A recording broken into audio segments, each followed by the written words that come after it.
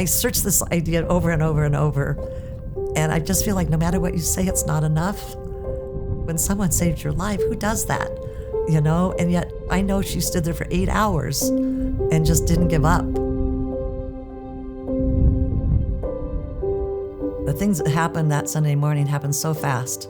I had this pain, kind of like indigestion. As soon as I stood up, oh, this is not indigestion. Sat back down, and I thought, oh my God, I'm dying. I looked up first thing and said, I need 2 billion angels to keep me alive. So I called 911, and from this point on, the angels were doing their thing because she said, I'm dispatching the paramedics right now, and I could hear them as soon as she said that. They were 2 blocks away. Off we went to the ER. So the guy just said, first shot, I think you have an aortic tear. We're gonna send you in for heart surgery. Okay, and I heard surrender. That's all I heard, just surrender. I am Jen Dixon, and I'm one of the cardiothoracic surgeons here at St. Charles. I was on call for the weekend. Eileen had just come out of CT scanner, and there was findings of aortic dissection. The aorta is the vessel that comes off of the heart that supplies blood to the whole body. An aortic dissection is a tear of the wall of the aorta. The aortic dissection that she presented with involved that first part of the aorta, which makes it at risk for both rupture because it's thinner walled now, but also you can get no blood flow to those arteries to the heart, creating a major heart attack, or no blood flow to the arteries of the brain, creating a stroke. 1/2 of people that get an aortic dissection don't even make it to the hospital. Of those patients that do make it to the hospital, the mortality rate for the nation is about 20 to 25%. Aortic dissection repair for the ascending aorta is one of the craziest surgeries I think we ever do.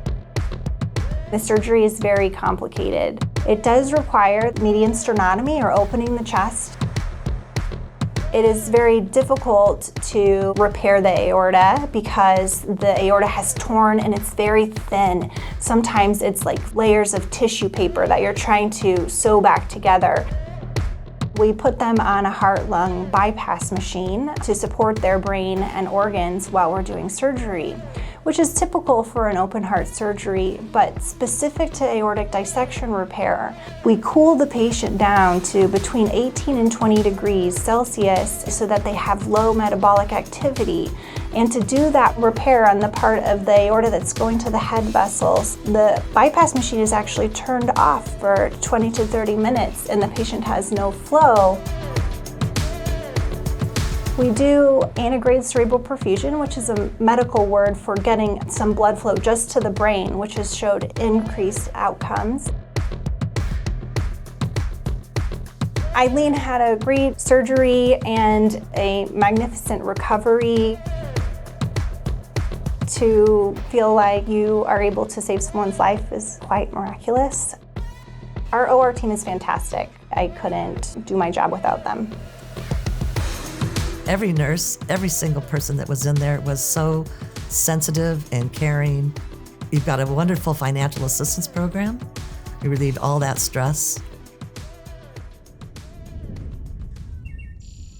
St. Charles and everybody in it, I would say thank you to all day long, every day for the rest of my life. Turns out when you know you're dying and you wake up not dead, all you want to do is be around the people that you love and just hold them and touch them and be with them.